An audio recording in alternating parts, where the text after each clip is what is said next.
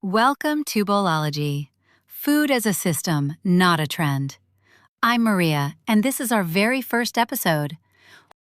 And I'm Mark, so maybe we should start with the main question. What is Bowlology? Because it sounds interesting, but people may wonder, is this a podcast about pet food, animal health, or something bigger?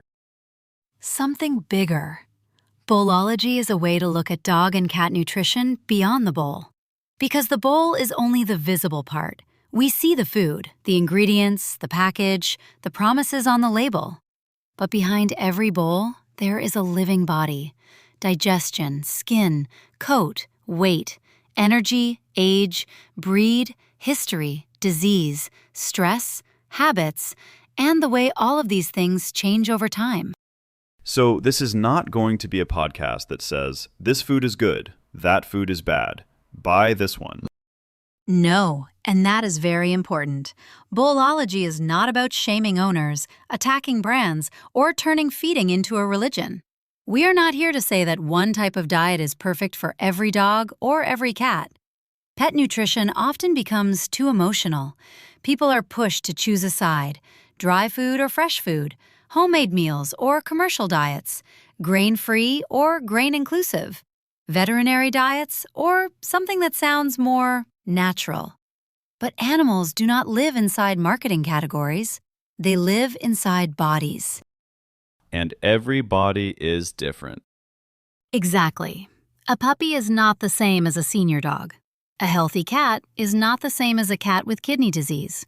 A rescue dog with an unknown feeding history is not the same as an animal that has eaten a stable diet since birth. Even breed matters. Some animals are more prone to skin issues. Some gain weight easily. Some have sensitive digestion. And all of that changes the conversation about food. So the real question is not just which food should I buy? Right. A better question is, what is this food doing inside this specific animal? That moves the conversation away from the label and toward the result. Exactly. And that is where Bowlology begins. We will talk about food, of course, but not only about food. We will talk about signs that owners often do not connect to nutrition: itching, coat financial, bad breath, stool, weight gain, muscle loss, thirst, vomiting, refusing food, constant begging, ravenous appetite, sensitive stomachs, and chronic ear problems. Sometimes these things look like separate little issues, but when we connect them, we can see a much bigger picture. So Bowlology is about patterns. Yes, patterns, context, and observation. Because random advice can be risky when it is taken out of context. A food that works beautifully for one dog may be completely wrong for another. A healthy ingredient may not be suitable for a specific condition. A supplement may sound harmless, but be unnecessary. And sometimes, the problem is not the food itself, but the body's ability to use what it receives. I think many owners will recognize this phrase. But they're eating, so everything must be fine. Yes. Or, she's just picky. He has always been itchy. That breed is just like that. He's a little chubby, but he's happy. She drinks more water because it's hot. He steals food because he's being naughty. Sometimes these are ordinary, everyday situations. But sometimes, behind those phrases, there are signals worth noticing earlier. So we will not just look at the symptom. We will look at the story behind it. Yes, not to create fear, but to create awareness. Bowlology does not replace a veterinarian, and it does not diagnose, but it can help owners become more observant, understand changes more clearly, and bring better questions to their veterinarian. What kind of topics are coming next? We will talk about the myths pet owners hear all the time. For example, does a strong appetite always mean good health?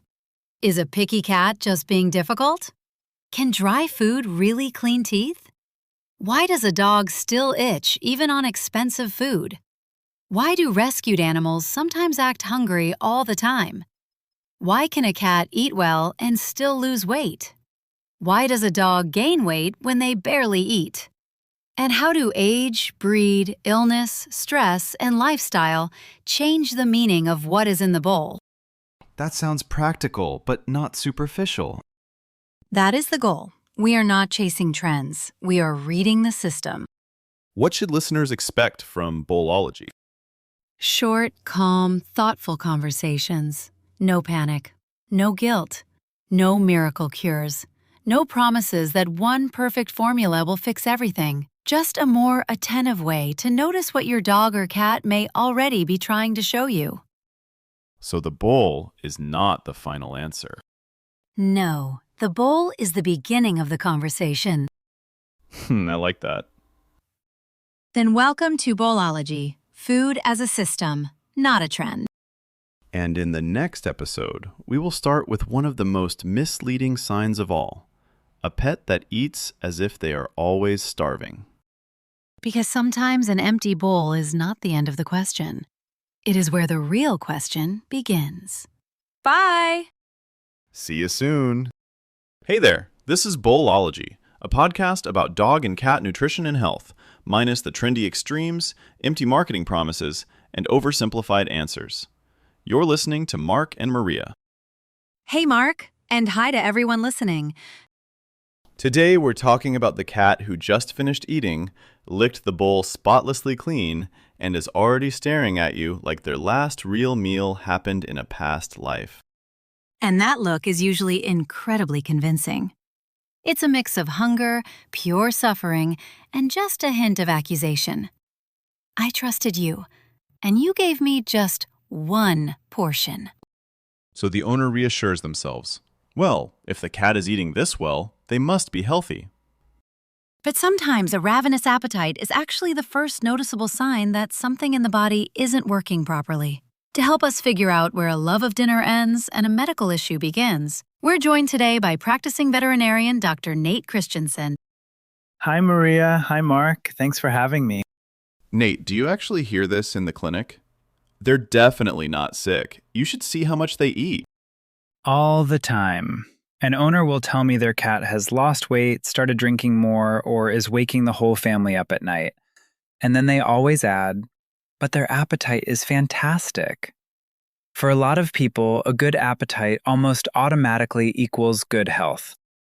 An empty bowl basically becomes proof of perfect health. Exactly, although sometimes completely undeserved proof. Refusing to eat can certainly be a sign of pain, nausea, infection, severe stress, and many other problems. But some diseases don't reduce appetite at all, at least not in the early stages. In fact, they may cause the cat to eat even more. And the owner sees a very convincing picture. The cat is running around, vocalizing, and demanding dinner. Where's the disease in that? It may be hiding right behind that appetite. As veterinarians, we don't just evaluate whether a cat is eating. We need to know whether their appetite has changed and what is happening at the same time with their weight, muscle mass, thirst, urination, digestion, coat, and behavior. An abnormally increased appetite has a professional medical term, polyphagia. But let's clarify something right away. Polyphagia isn't simply a cat who loves to snack. And it isn't the cat who considers breakfast at 7 in the morning a gross violation of their constitutional rights. Some cats are simply highly food motivated. They eat quickly, monitor every movement in the kitchen, and are always ready for an extra treat. What concerns us more is a sustained change. The cat is noticeably eating more, constantly searching for food, stealing it, or persistently demanding additional portions when they never used to behave that way. Especially if the bowl empties faster while the cat seems to be getting smaller. Exactly. The most alarming combination is an increased appetite paired with weight loss. This isn't a lucky metabolism or a new feline fitness program. It's a red flag that food is entering the body, but the energy is either being burned too quickly, not being used properly by the cells, or the nutrients are being poorly absorbed. So the kitchen is open, the delivery has been completed, but the recipient is still saying, "Never got the package." Pretty much. And there are a few common culprits behind this. Let's start with hyperthyroidism. This is one of the key diseases to keep in mind in adult and senior cats. With hyperthyroidism, the thyroid gland produces excessive amounts of thyroid hormones. The metabolism speeds up, and the body is constantly running in overdrive. Like a car where someone pushed the gas pedal to the floor and decided never to revisit the situation. Exactly. The cat may eat more, become restless, vocalize more loudly, sleep poorly, and show unusual bursts of activity. They may also drink more and urinate more frequently. Vomiting and diarrhea are possible as well. But despite all of this, their weight continues to drop, their muscle mass decreases, and their coat may become dull, greasy, or unkempt. The Cornell Feline Health Center lists weight loss, increased appetite, increased thirst, and frequent urination among the most common signs of hyperthyroidism in cats. And this is where a very dangerous misconception can appear. A senior cat suddenly becomes extremely active, and the family is thrilled because they think the cat has discovered the fountain of youth. Veterinarians hear this story all the time. They're zooming around the house like a kitten again. But if that activity comes with weight loss, nighttime restlessness, a ravenous appetite, and excessive thirst, we may not be looking at a second youth. We may be seeing the effects of a body under constant and exhausting strain. So the 3 a.m. vocal concert isn't always a burst of creative inspiration. Sometimes it's a reason to have the thyroid checked. Especially if an adult or senior cat's behavior changes relatively quickly. The second scenario sounds paradoxical. The cat is eating, there's glucose in the blood, but the body is still demanding more fuel. That's exactly what can happen with diabetes mellitus. After eating, glucose enters the bloodstream, but because of insufficient insulin production or the body's inability to respond properly to insulin, the cells can't access and use that energy effectively. So the groceries have been delivered, the warehouse is full, but the door is locked. That's a good analogy. The cells are still starved for energy, so the body sends another signal. We need to eat more. The cat may eagerly finish a meal, beg for seconds, and still continue losing weight. The Cornell Feline Health Center identifies weight loss, despite a good appetite, increased thirst, and more frequent urination, as some of the most noticeable signs of diabetes that owners may observe at home. So in this story, you have to watch not only the food bowl, but the water bowl too. And definitely the litter box. An owner may not know the exact volume of water the cat is drinking, especially in a multi-pet household. But they may notice that the water is disappearing more quickly and that the litter box contains much larger, heavier clumps. The litter box is actually an incredibly honest source of information. It doesn't try to gaslight us with, everything is fine, it's just hot outside. Changes in thirst and urination are crucial pieces of information for a veterinarian. Professional AAHA guidelines for managing feline diabetes emphasize the need for comprehensive diagnostics and ongoing monitoring. Diabetes can't be confirmed from a single symptom or one isolated glucose reading. So the owner shouldn't declare a diagnosis based on one particularly impressive litter clump.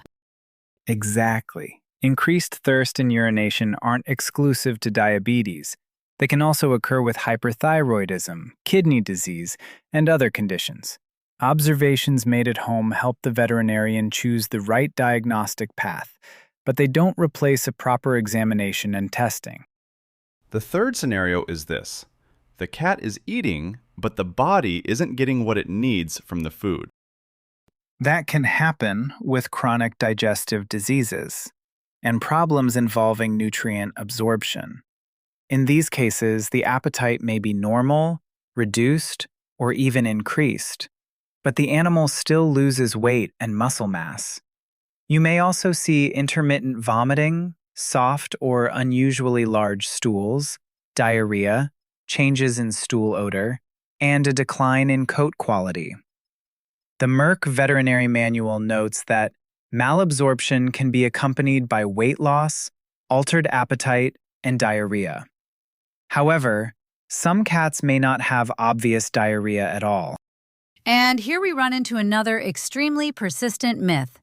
Cats just throw up sometimes. A single episode of vomiting doesn't always indicate a serious illness. But regular vomiting, especially when combined with weight loss or changes in appetite or stool, shouldn't be dismissed for years as simply a quirk of that particular cat. Even though everyday explanations usually appear immediately. They ate too quickly. They ate too slowly. They weren't in the right mood. Mercury was probably in retrograde. And meanwhile, the cat keeps losing weight. When weight loss, vomiting, unstable stool, and appetite changes occur together, we have to look at the whole picture. The underlying problem may involve the intestines, pancreas, liver, or several interconnected systems at once. The scope of the diagnostic workup is then chosen individually after a physical examination and basic laboratory testing. Nate, let's imagine a typical situation. An owner brings in their cat and says, "They've gotten really skinny, but they eat extremely well." What happens next? First, we try to quantify exactly how much the weight and appetite have changed. Very often, someone will say, "They've always been slender." But the medical records show that the cat has lost a significant percentage of their body weight over the past year. Or the owner doesn't notice the weight loss until the spine and pelvic bones are already very easy to feel. Because when you see the cat every day, gradual changes can be difficult to notice. Exactly. Long fur can also hide muscle loss. That's why we don't just look at the number on the scale. We evaluate body condition score, muscle mass, coat quality, heart rate, the thyroid gland, hydration status, and other physical parameters. What questions do you ask the owner? How much is the cat actually eating in a 24-hour period? Has their diet changed? Are they drinking more? What is happening in the litter box? Is there vomiting? What does the stool look like? Have there been changes in vocalization, sleep, activity, or behavior? What medications are they taking? And one very important question, who exactly is feeding them? And now the family investigation begins. One person feeds the cat in the morning. Then someone else assumes everyone forgot and feeds them again. Then a child sees the tragic, starving expression and opens another can. And the cat, naturally, doesn't interfere in family matters by announcing that this is already their third breakfast. They're not lying. They're simply observing strict doctor-patient confidentiality. Which is exactly why we need concrete data, not just general impressions. Let's say a cat has been food-obsessed their entire life. How do you distinguish a personality trait from a symptom? The key word is stability. If the cat is eating their usual portion, maintaining stable weight and muscle mass, drinking normally, showing no changes in litter box habits, and maintaining a healthy coat, with no chronic vomiting or unstable stool, enthusiasm around food usually isn't a problem by itself. Even if the enthusiasm begins 2 hours before dinner? Cats can be extremely persuasive when debating the schedule. What puts us on alert is a change from the cat's normal baseline. The appetite increases sharply while the weight drops, especially if it's accompanied by the spine, ribs, or pelvic bones becoming easier to feel, loss of muscle mass, increased thirst, large and heavy clumps in the litter box, regular vomiting, changes in stool, a dull or greasy coat, restlessness, irritability, unusual activity, or increased vocalization. So the phrase, "they eat like a horse but are fading away before my eyes," isn't a compliment to their appetite. No, it's a reason to schedule a veterinary examination. Let's put together a clear plan. What should an owner do after noticing increased appetite and weight loss? First, don't try to diagnose the condition yourself. Second, start gathering concrete information. Move the concern from, "I feel like something has changed," into actual numbers. Exactly. Weigh the cat and write down the result. A week later, repeat the measurement using the same scale and similar conditions. Record exactly how much food the cat receives in a 24-hour period. Not a little dry food and one can, but the number of grams, cans, pouches, and all additional treats. Try to determine whether the cat is drinking more. Note any changes in the litter box, the frequency of vomiting, the appearance of the stool, activity levels, sleep, and behavior. Should the owner immediately increase the portions if the cat is losing weight? Don't try to solve the problem simply by adding more food. In some cases, a veterinarian may indeed need to adjust the calorie intake or diet. But if the body can't use glucose properly, the metabolism is running too fast, or nutrient absorption is compromised, an additional scoop of food won't correct the underlying cause. It will simply disappear as quickly as the previous one. And give us a false sense that we've fixed something. The goal isn't merely to fill the bowl. It's to understand why the cat is losing weight. What should the owner expect to discuss with the veterinarian during the appointment? The exact testing plan is determined by the veterinarian, but a combination of increased appetite, weight loss, excessive thirst, or changes in urination usually calls for a baseline diagnostic workup. That may include a complete blood count, a blood chemistry panel, and a urinalysis. Depending on the symptoms, the veterinarian may also recommend testing glucose levels, fructosamine, and total thyroxine, T4, to evaluate thyroid function. If there is chronic vomiting, diarrhea, or a change in stool, further evaluation of the digestive system, pancreas, and liver may be necessary. But walking into the clinic and saying, "Doc, I figured it out. It's definitely hyperthyroidism," probably isn't the ideal approach. It's much more useful to say, "Over the past 2 months, my cat has lost this much weight. They are eating this amount of food, drinking more, and producing much larger clumps in the litter box." That information is far more valuable to a veterinarian than a diagnosis the owner formulated after 3 hours of late-night internet research. Especially when the primary consultant during those 3 hours was the cat. So, is a good appetite a good thing? It can be part of a normal and healthy baseline. But a strong appetite viewed in isolation doesn't guarantee good health. You have to look beyond how quickly the food disappears and pay attention to what is happening to the cat's body. Are they maintaining their weight? Are they losing muscle? Has their thirst increased? Have their litter box habits changed? Are they experiencing regular vomiting or changes in stool? If an adult or senior cat suddenly starts eating significantly more while simultaneously losing weight, that isn't a great metabolism, a second youth, or simply a deep passion for culinary arts. It's an important signal that needs to be investigated. Food is fuel. But if the system responsible for processing and using that fuel isn't working properly, a full bowl won't repair it. Nate, thank you so much for joining us. Thanks for having me. And I'd like to leave owners with one simple thought. Pay attention to changes. You know your cat's normal behavior better than anyone, which means you may be the first person to notice when something begins to shift. And the cat will probably continue to testify that they have never been fed in their entire life. But at least now we have the scale, the records, and the litter box as our star witnesses. Subscribe to Bowlology so you don't miss our upcoming episodes on dog and cat nutrition, health, and behavior, without myths, panic, or miracle solutions from a single bowl. And if you recognized your own cat in today's episode, share it with someone whose cat is also trying to convince them they haven't eaten since 2018. This has been Bowlology. Food as a system. Not a trend. See you next time.